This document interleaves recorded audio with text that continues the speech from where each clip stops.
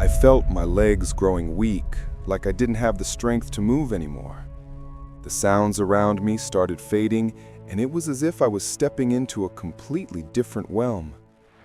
When I heard the angel of death say, "Get ready, it's time to go," I could vividly sense my soul leaving my body.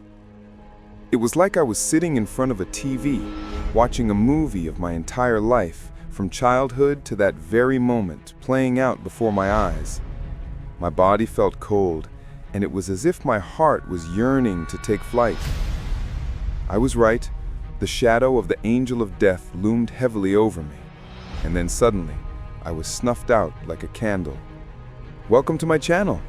It was the afternoon, and I decided to write a part of my book.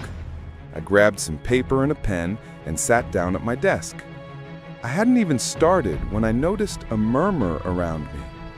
I couldn't make out what my family was saying. I thought to myself, are they whispering or something? But no, it wasn't that. The atmosphere felt strange, unlike anything I'd ever experienced before. I could hear the footsteps of the angel of death, steady, firm, and determined to take my soul. I wanted to protest, to say, I'm still young, I have dreams, it's not my time to die, I've got so much left to do. But then a resounding voice echoed, as if saying, when your time comes, it won't be delayed by even a moment. I realized my ticket for the final journey had been booked, and divine will was now my guide, leading me to God. To be honest, I was terrified. My entire life flashed before my eyes like a film reel. I felt regret for the years I'd spent knowing I could have made better use of them. The house started getting crowded.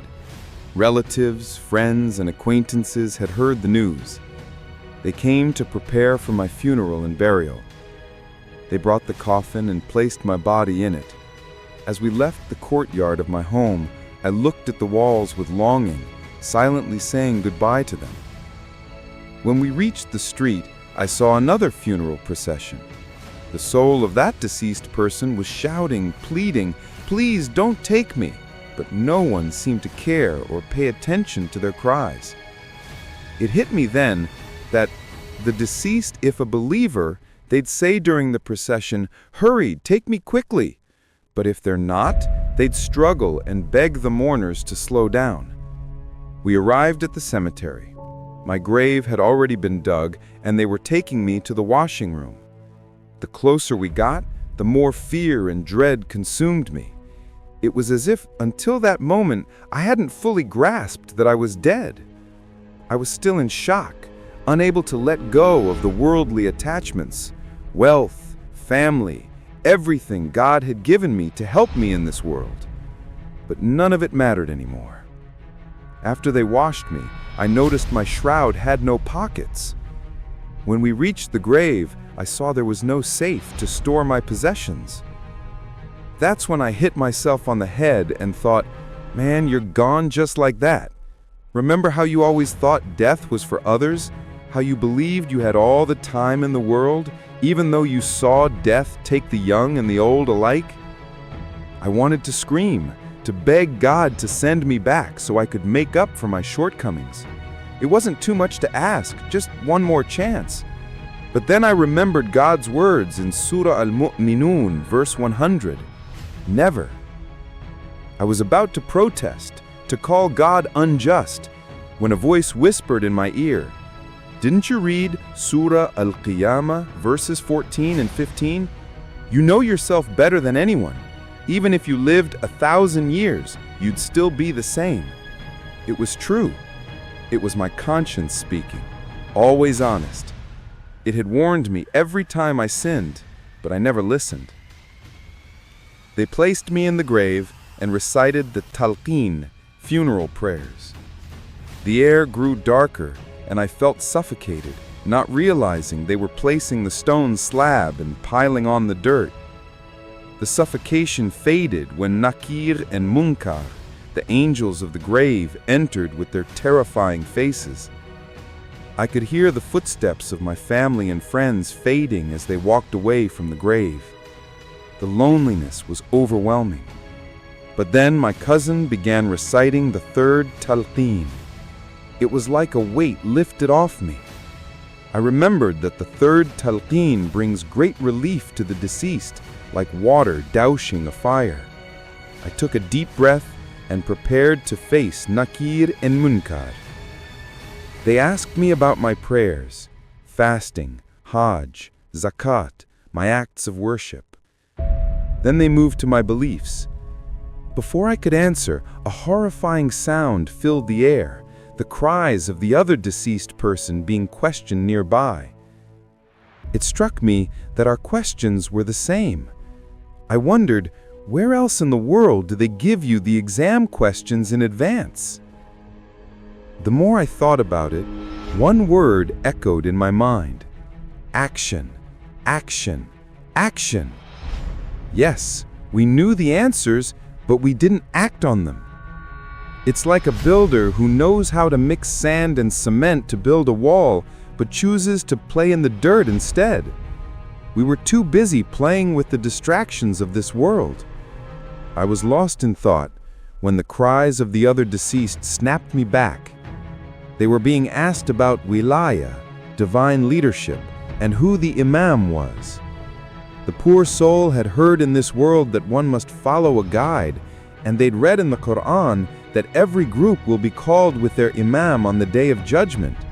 But they never sought to understand what God meant in Surah Al-Isra, verse 71, or Surah Al-Hud, verse 7. Like many others, I thought ignorance would make life easier. Whenever I saw a scholar or someone trying to guide me with talk of God and the Prophet, I'd change the subject to avoid hearing it. I thought it would lessen my responsibility. But here I understood what God meant in Surah Al-Qiyamah, verse 11. There's no escape. They ask you here, did you know? If you say, yes, but I didn't act, you're in trouble. If you think you can be clever and say, no, I didn't know, they'll ask, why didn't you seek to learn? I remember once telling a kid, can you recite the Quran? He said yes. When I asked him to recite, he said, I forgot. His dad, who was there, quickly said, but you never forget ice cream, do you? I laughed then, but I didn't get it. Now, here in the grave, I understand. We had technology at our fingertips, but instead of seeking what could enrich our lives and afterlife, we wasted time on games, meaningless videos, and distractions that toyed with our lives. It hit me that one of the main questions on the Day of Judgment is about how you spent your time. Anyway, they moved on to questions about Wilayah and Imamat. My only comfort was that, by God's grace in the realm of pre-existence, I had accepted the covenant of Wilayah. I had no fear of Nakir and Munkar in that regard. They sealed my question and answer sheet and handed it to me. A small opening appeared in the corner of my grave, and a cool breeze brushed my face. My God, was I dreaming or was this real? I was entering a place like the paradise I'd read about in the Quran. Lush green trees, flowing rivers, colorful fruits, and everything that brings joy to the heart. As I stepped into this Barzakh paradise, I saw the other person who had failed the question about Imamat, heading towards the Barzakh hell. Honestly, my heart ached for them. I had discussed this with them before, pointing out the opening verses of Surah An-Naba, explaining that according to the al-Bayt, the great news refers to the Wilayah of Amir al-Muminin, which people dispute. I told them that according to verse 4, this truth becomes clear in the grave, and per verse 5, it's evident to all on the Day of Judgment. But they didn't listen. As I narrate this to you now, I'm at the moment of entering Barzakh paradise. Rest a bit and share the rest of the story in the next part for your kind eyes.